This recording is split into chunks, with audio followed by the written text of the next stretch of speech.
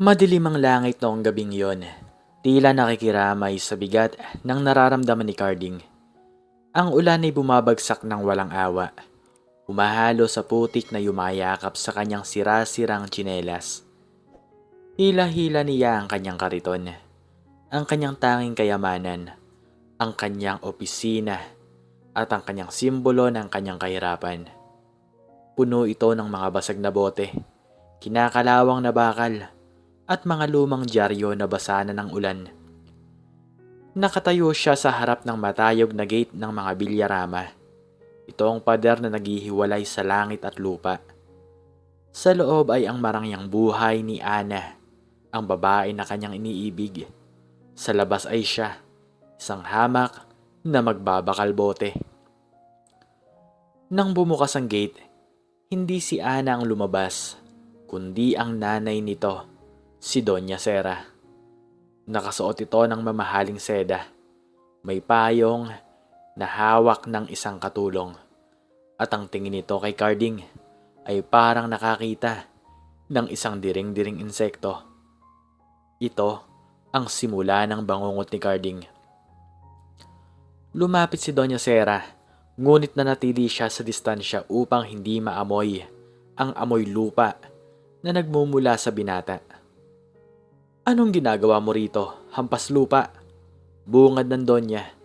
Ang boses nito ay matalim, mas malamig pa sa hangin ng bagyo. Yumuko si Carding. Hawak ang isang punpon ng santan at ilang rosas na pinitas lang niya sa tabi ng kalsada. "Magandang gabi po, Doña Sera. Nais ko lang po sanang makita si Ana. Kahit saglit lang po. May bibigay lang po sana ako." Tumawa ng mapag-ala ang Donya. Isang tawa na puno ng panguuyam. "Makita si Ana, ang anak ko? Ha? Tingnan mo nga ang sarili mo. Tingnan mo nga ang suot mo. Basahan na nga, amoy imburnal pa." Sigaw ng Donya. "Donya, marangal po ang trabaho ko," sagot ni Carding. Nanginginig ang boses, hindi dahil sa lamig, kundi sa hiya. "Marangal? Ang pangangalakal ng basura ay para sa mga taong basura rin ng halaga." Putol ng Donya. "Huwag mong dungisan ang pangalan ng pamilya namin. Ang anak ko ay para sa isang prinsipe, hindi sa isang daga na nabubuhay sa kalat." Bumukas ang pinto ng mansyon at tumakbo palabas si Ana na tila umiiyak. "Mama, tama na po," sigaw ni Ana. Pilit na lumalapit kay Carding. Ngunit hinarangan siya ng mga bodyguard. "Ana," bulong ni Carding. Ang mga mata ay puno ng sakit. "Pumasok ka sa loob, Ana," utos ng Donya. "Huwag kang lalapit sa taong yan. Baka mahawa ka ng sakit o ng kamalasan." "Mahal ko siya, Mama. Mabait po si Carding." Pagmamakaawa ni Ana habang hinihila siya ng mga gwardya pabalik. Hinarap muli ng Donya si Carding. Sa isang iglap, tinabig niya ang kamay ni Carding dahilan upang mahulog ang mga bulaklak sa putikan. Tinatapakan niya ito. Dinurog ang mga rosas gamit ang kanyang mamahaling takong. "Ganyan ang halaga ng pag-ibig mo, basura, putik, walang kwenta." Diin ng Donya habang nakatitig sa mata ng binata. "Layuan mo ang anak ko, kung hindi, ipapapulis kita sa salang pagnanakaw. Kahit wala kang ninanakaw. Alam mo ang kaya kong gawin. May pera ako. Ikaw ay wala. Sino ang paniniwalaan ng batas?" Nanikip ang dibdib ni Carding. Ang banta ay totoo. Ang kapangyarihan ng salapi laban sa katotohanan. "Aalis na po ako. Pero tandaan niyo po, ang puso ng tao ay hindi nasusukat sa laman ng bulsa." Garalgal na sabi ni Carding. "Umalis ka na, bago pa kita ipakanadkad sa aso." Sigaw ng Donya. Tinalikuran ni Carding ang gate. Habang hila ang kariton sa gitna ng ulan, naririnig niya ang hagulgol ni Ana na unti-unting nawawala habang isinasara ang mabigat na bakal na pinto. Ang tunog ng pagsara ng gate ay parang tunog ng pagguho ng kanyang mundo. Lumipas ang ilang buwan, ang trauma ng gabing iyon ay nag-iwan ng malalim na sugat kay Carding. Sa tuwing nakakakita siya ng magagarang sasakyan, naaalala niya ang pangmamaliit ni Doña Sera. Si Ana ay tuluyan ng ipinagkait sa kanya. Nabalitaan na lang niya sa mga kapitbahay na ipinadala na ito sa ibang bansa upang matauhan at mailayo sa kanya. "Paring Carding, kumain ka na ba?" tanong ni Mang Teban. Isang matandang mangangalakal din na kasama niya sa tambakan. Umiling si Carding, nakatulala sa bundok ng basura. "Wala akong gana, Tay Teban. Parang nawalan lang ng saysayang pagbabanat ko ng buto." "Dahil ba dyan sa sinasabi ng matapobreng yun?" Umupo si Mang Teban sa tabi niya. "Carding, anak, masakit ang maging mahirap. Pero mas masakit ang mawalan ng dangal. Huwag mong hayaan ang salita ng iba ang tumapo sa'yo." "Pero tama siya, Tay." Naluha si Carding. "Ano ba ang may bibigay ko kay Ana? Bobong na yero na tumutulo. Kanin na minsan ay toyo lang ang ulam. Wala po akong kwenta." "May kwenta ka. Masipag ka. Darating ang araw, iikot ang mundo." Pag-alo ng matanda. Dahil sa matinding depresyon, lalong isinubsob ni Carding ang sarili sa trabaho. Araw at gabi, naghahanap siya ng bakal. Pumapasok siya sa mga delikadong lugar, sa mga gumuguho ng gusali, sa mga dating sementeryo na ginagawa ng subdivision. Umaasang makakahanap ng kahit anong maibebenta. Gusto niyang patunayan sa sarili niya na hindi siya basura. Isang hapon napadpad si Carding sa isang lumang bahagi ng bayan na kung tawagin ay Kalye Olvidada. May isang sinaunang bahay na bato doon, nagigibay na. Ito ay pag-aari ng isang pamilyang Kastila na matagal nang naubos ang lahi. Pinayagan siyang pumasok ng foreman, kapalit ng 20 pesos. "Bilisan mo lang, Carding. Bukas, pasasabugin na tong pader," sabi ng foreman. "Opo, boss. Salamat po," sagot ni Carding. Nagpunta siya sa dating bodega sa ilalim ng bahay. Madilim, maalikabok at amoy luma. Gamit ang kanyang piko, tinibag niya ang isang pader na tila may guwang sa loob. Nagbabaka sakali siyang may mga tubong tanso o bakal sa loob. Tumama ang piko niya sa isang bagay na matigas pero hindi semento. Tunog ng metal ito. Kinabahan siya. Hinawi niya ang mga bato at lupa. Nakita niya ang isang kalawangin na baol na gawa sa bakal. Maliit lamang ito, kasing laki ng isang microwave oven pero napakabigat. "Ano to?" bulong niya sa kanyang sarili. "Baka bomba ng Hapon?" Pero nang punasan niya ang gilid, nakita niya ang ukit. Propiedad de Familia Arellano, 1898. Dahan-dahan niyang binuhat ito palabas. Tinakpan ng mga sako sa kanyang kariton at nagmamadaling umuwi. Ang puso niya ay kumakalabog na parang tambol sa kanyang dibdib. Pagdating sa kanyang barong-barong, sinara niya ang pinto at bintana. Kumuha siya ng martilyo at pait. Sa loob ng isang oras na pagpupukpok, nasira niya ang kandado. Bumukas ang baul. Napasinghap si Carding at napaupo sa sahig. Sa loob ng baul ay hindi lamang mga lumang pera. Ito ay puno ng mga gintong barya, mga alahas na may naglalakihang diamante at ruby, at mga barita ng ginto na nakabalot sa lumang tela. Mayroon ding kasulatang nagsasaad na ito ay tinago noong panahon ng Rebolusyon at hindi na nabalikan. Nanginginig ang kanyang mga kamay habang hawak ang isang kwintas na puno ng sera. "Diyos ko!" napayak si Carding. "Totoo ba to?" Sa ilalim ng liwanag ng gasera, ang dating mga ngalakal ng basura ay nakatitig sa kayamanang hindi mauubos ng 10 henerasyon. Hindi naging padalas-dalo si Carding. Sa tulong ni Mang Teban na pinagkakatiwalaan niya, dahan-dahan nilang ibinenta ang ilang piraso ng ginto sa mga lehitimong ahensya sa Maynila, malayo sa kanilang probinsya. Nag-aral si Carding, nagbasa siya tungkol sa negosyo. Sa loob ng 5 taon, ang Carding na dating tinatawag na patay gutom ay nawala. Ang pumalit ay si Ricardo de los Reyes, ang misteryoso at bagong bilyonaryo na nagmamay-ari ng De Los Reyes Holdings. Isang kumpanyang may hawak ng malalaking real estate, mining at export businesses. Nagbago ang kanyang anyo. Ang dating gusgusing damit ay napalitan ng mga itim na Amerikana. Ang kanyang balat ay kuminis at ang kanyang tindig ay puno ng kumpiyansa. Ngunit sa kanyang puso, naroon pa rin ang sugat na iniwan ni Doña Sera. Samantala, sa kabilang dako ng bayan, ang gulong ng palad ay umikot ng pabaliktad. Dahil sa luho, sugal, at maling desisyon sa negosyo, nalugi ang pamilya Villarama. Ang asawa ni Doña Sera ay namatay sa atake sa puso dahil sa stress sa utang. Si Ana ay bumalik mula sa ibang bansa upang tumulong, ngunit huli ng lahat. Ang mansyon nila ay nakasangla.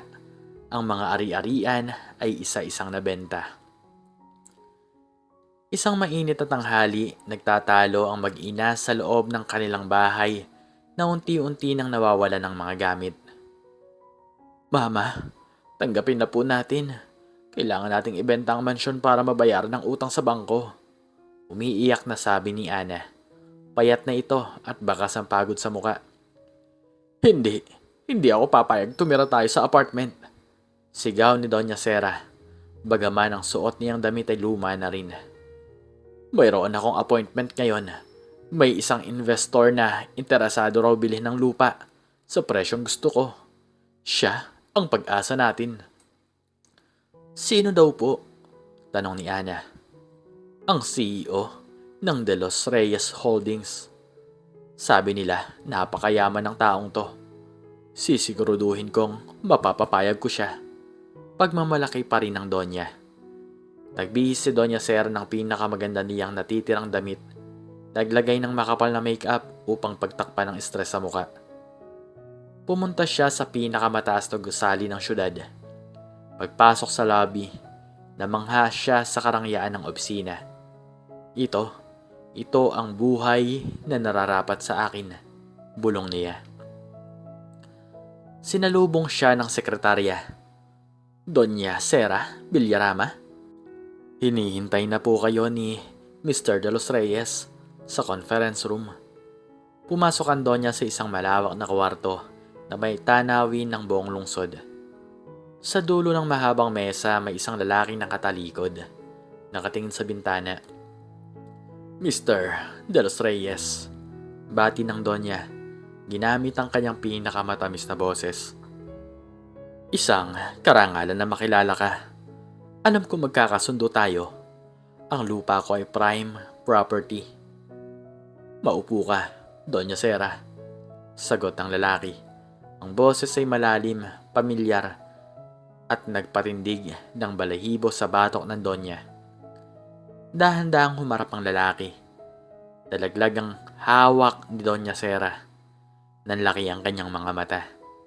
Naramdaman niyang tila huminto ang pagtibok ng kanyang puso. Ang lalaking nakasuot ng mamahaling Italian suit, may suot na Rolex at nakaupo sa silyang katad ay walang iba kundi ang lalaking dinuraan niya noon. Carding? Nanginginig na bigkas ng Donya. Ricardo. Pagtatama ng binata habang nakangiti ng matipid, walang bahid ng galit, kundi puro otoridad.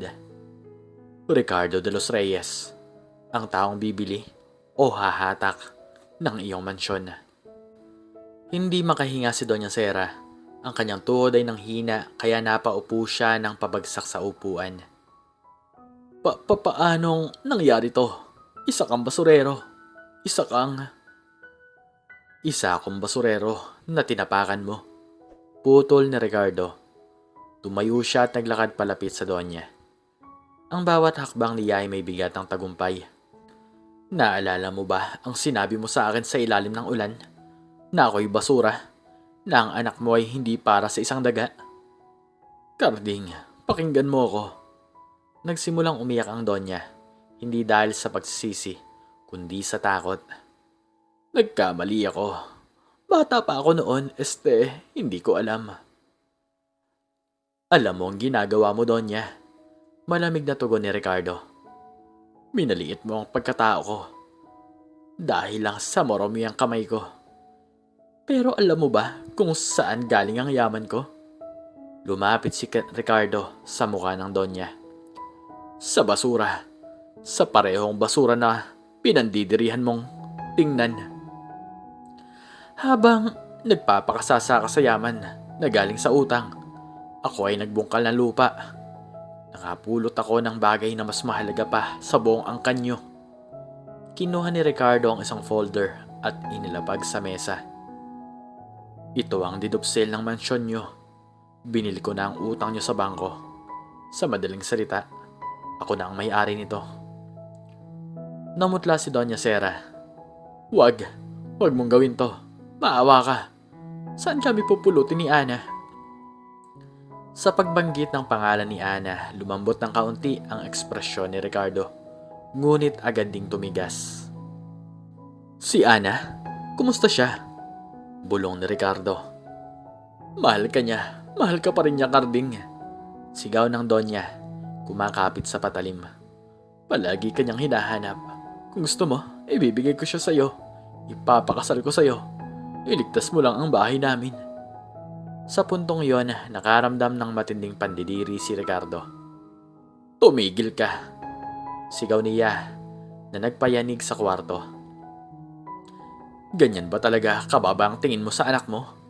Dati, ayaw mo ako dahil mahirap ako. Ngayon, ibinebenta mo siya sa akin dahil mayaman na ako.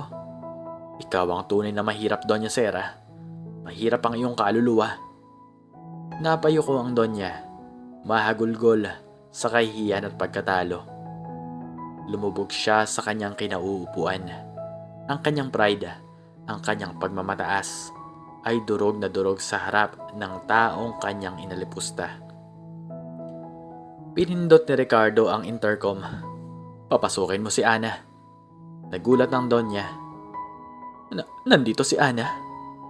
Bumukas ang pinto at pumasok si Ana. Simple lang ang suot nito, ngunit napakaganda pa rin.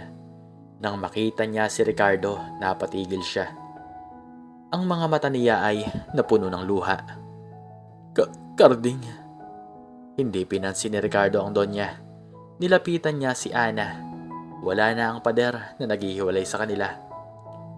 Ipinatawag kita rito kanina pa, habang kausap ko ang nanay mo. Sabi ni Ricardo. Narinig mo ba ang lahat? Tumango si Ana, tumutulo ang luha. Tumingin siya sa kanyang ina na nakayoko sa hiya. Narinig ko, Mama. Ibinebenta mo ako? Walang naisagot ang Donya. Umarap si Ricardo kay Ana. Ana, nabili ko na ang mansyon. Pero hindi ko ito kukunin para palayasin kayo. Nagulat ang mag-ina. Ibabalik ko ang titulo sa pangalan mo, Ana, hindi sa nanay mo, kundi sa'yo. Deklara ni Ricardo. Dahil noong panahong walang-wala ako, ikaw lang ang tumingin sa akin bilang tao. Ang kabutihan mo ang naging lakas ko para mabuhay. Carding, hindi ko matatanggap yan. Tanggapin mo para may matirhan ka, pero sa isang kondisyon. Baling ni Ricardo kay Doña Sera. Ikaw, Donya, matitira ka doon hindi bilang amo, kundi bilang ina na kailangan matutong magpakumbaba. Hindi na ikaw ang masusunod. Lumapit si Ricardo kay Ana at tinawakan ng kamay nito. Ang kamay na dati ay bawal niyang hawakan. Ang tungkol sa atin? Ngumiti si Ricardo. Ang ngiting puno ng pag-asa. Magsisimula tayo ulit. Hindi bilang mayaman at mahirap, kundi bilang Ricardo at Ana. Manliligaw ako ulit. Hindi gamit ang pera, kundi gamit ang puso ko na hindi nagbago. Niyakap ni Ana si Ricardo ng mahigpit. Sa gitna ng marangayang opisina, naramdaman nila ang init ng pagmamahal na sinubok ng panahon at pangungutya. Si Doña Sera ay nanatiling nakaupo, tahimik at lumulubog sa bigat ng kanyang pagsisi. Nalaman niyang ang ginto ay hindi nasusukat sa kislap, kundi sa busilak ng kalooban. At ang taong kanyang minaliit ay siya palang sasalba sa kanyang pagkakadapa. Bumalik ang mag-ina sa mansyon, ngunit ibang-iba na ang ihip ng hangin. Wala na ang mga katulong, wala na ang mga hardinero. Ang malaking bahay ay tila naging hawla para kay Doña Sera. Sa unang gabi, nakaupo sila sa hapagkainan. Ang ulam nila ay simpleng pritong isda at ginisang gulay na si Ana mismo ang nagluto. Ito lang, reklamo ni Doña Sera. Tinutusok ang isda ng tinidor na tila may pandidiri. Ana, anak, mayaman ang magiging nobyo mo. Bakit kailangan nating magtiis ng ganito? Tumawag ka kay Ricardo. Humingi ka ng allowance para makakuha tayo ng chef. Ibinagsak ni Ana ang kanyang kubyertos. Ang tunog ay umalingaw-ngaw sa tahimik na silid. Mama, tama na. Mariing sabi ni Ana. Ang boses niya ay hindi pa sigaw, ngunit may otoridad na hindi nakasanayan ng Donya. Si Ricardo ang nagbayad ng utang natin. Iniligtas niya ang bubong sa ulo natin. Hindi siya alkansya na huhugutan natin ng pera tuwing gusto natin. Ang sabi niya sa akin na akin ang titulo, pero tayo ang magtatrabaho para mabuhay. Pero ako ang Donya. Wala nang Donya, Mama. Putol ni Ana. Tumayo siya at kinuha ang mga pinggan. Ikaw ang maghuhugas ng pinggan ngayong gabi. Ako ang nagluto. Ano? Ako? Ang mga kamay ko ay hindi pang sabon. E di huwag kang kumain sa susunod. Sagot ni Ana bago tumalikod. Natuto na ako, Mama, sa ibang bansa. Naglinis ako ng kubeta para mabuhay. Oras na para matuto ka rin. Naiwan si Sera sa kusina. Tumulo ang luha niya habang tinititigan ang bundok ng hugasin. Sa unang pagkakataon, naramdaman niya ang hapdi ng sabon sa kanyang makinis na kamay.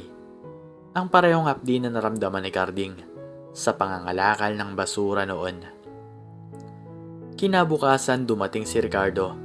Hindi siya lulan ng limousine. Gamit niya ang isang simpleng sasakyan. Hindi siya naka-Amerikana, kundi naka-polo shirt at maong. Dala niya ay hindi mamahaling bouquet mula sa flower shop, kundi isang paso ng halamang namumulaklak na siya mismo ang nagtanim. Magandang hapon po. Bati ni Ricardo kay Doña Sera na nagwawalis ng tuyong dahon sa bakuran. Natigilan ng Doña. Hiyang-hiya siya sa kanyang itsura. Walang make-up, nakapambahay at pawisan. Ricardo, andyan ka pala. Tulungan ko na po kayo, sabi ni Ricardo. Kinuha niyang walis tingting mula sa kamay ng Donya. Huwag na. Bilyonaryo ka na. Hindi bagay sa'yo. Tanggi ng Donya. Ngumiti si Ricardo. Donya, ang kamay ko ay sanay sa dumi. Ang yaman ay nasa bangko pero ang pagkatao ay nasa gawa. Huwag niyo pong alalahanin yon. Pinanood ni Sera si Ricardo na nagwawalis at maglinis ng kanal na barado sa gilid ng gate. Nakita niya ang pawis na tumutulo sa noo ng binata. Ito ang lalaking tinatawag niyang daga. Pero ngayon, ito ang naglilinis ng kalat sa kanyang bakuran nang walang hinihinging kapalit. Nang lumabas si Ana, nakita niya si Ricardo na inaayos ang sirang enggranda ng gate. Carding, tawag ni Ana. Lumingon si Ricardo at sa sandaling yon, hindi siya ang CEO. Siya si Carding, ang lalaking simple at mapagmahal. Sabi ko sa'yo, maliligaw ako ulit, sabi ni Ricardo habang pinupunasan ng langis sa kamay gamit ang basahan. May dala akong merienda, turon at sagot gulaman. Diyan sa kanto, yung paborito natin dati. Napaluha si Ana at niyakap ang binata. Akala ko, dadalhin mo ako sa mamahaling restaurant. Mas masarap ang pagkain kapag kasama ka.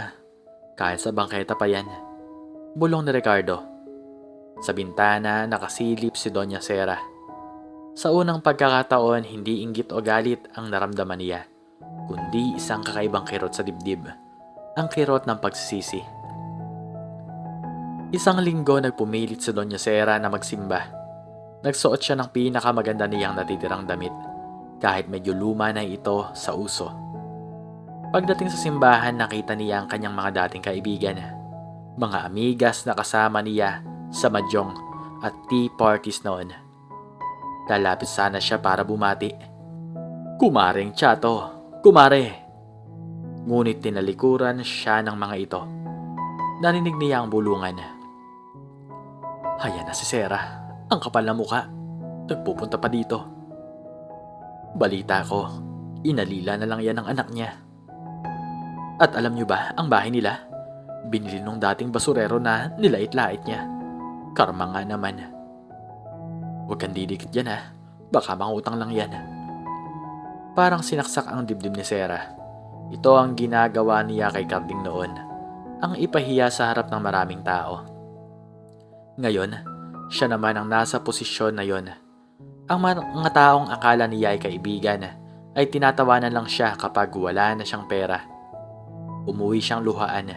Naabutan niya si Ricardo at Ana sa sala na nagbabasa ng libro. "Mama, anong nangyari?"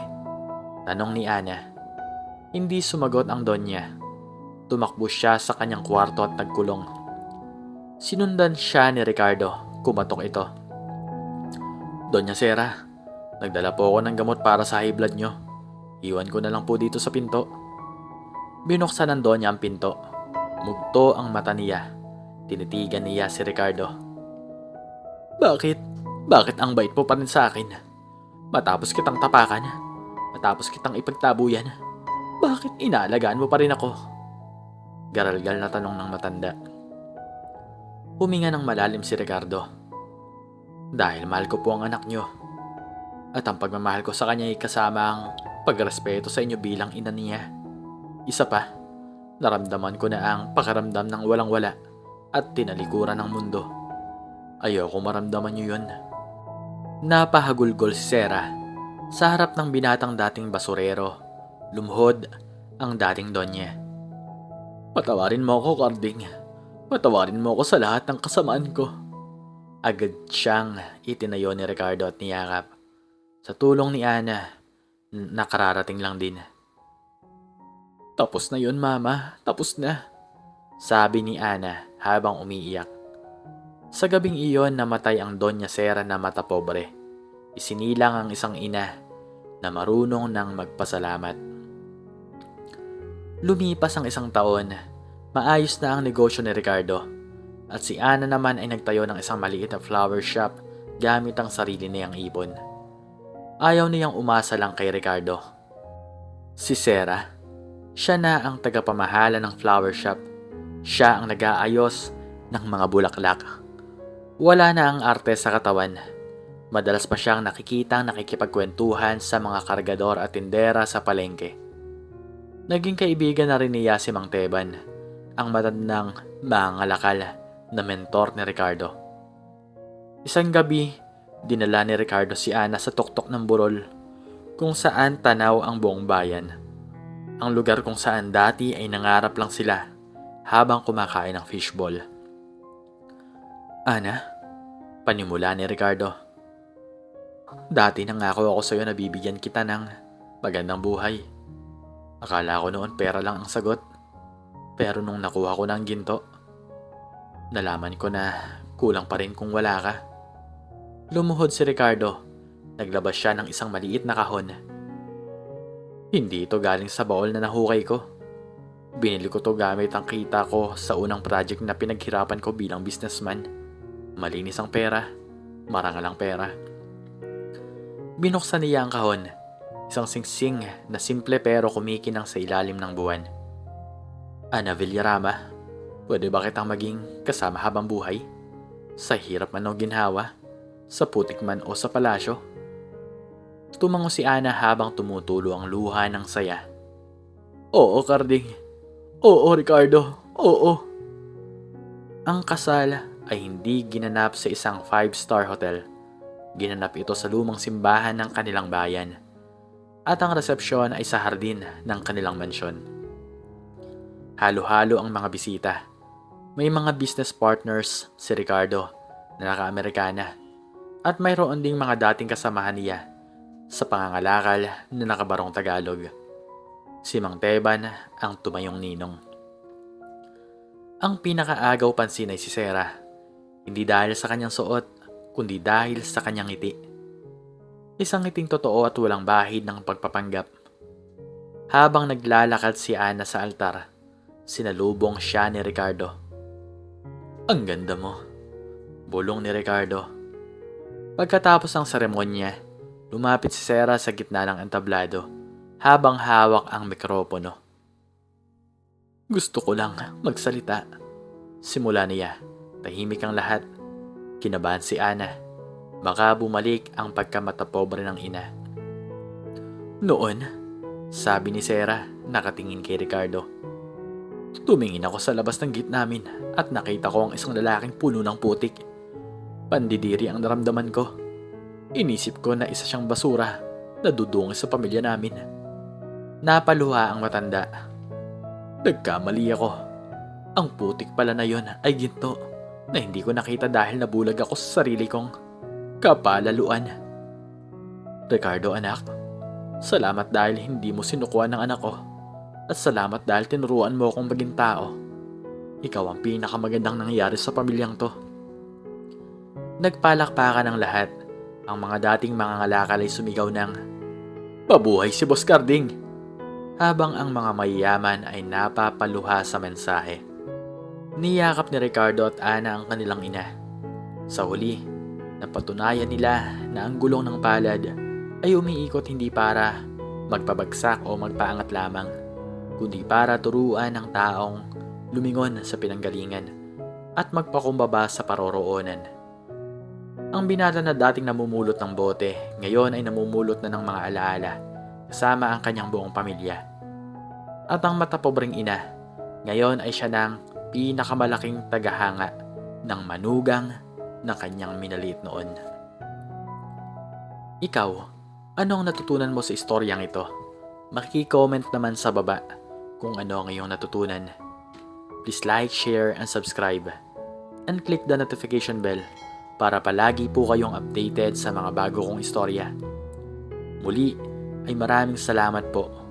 At God bless us all.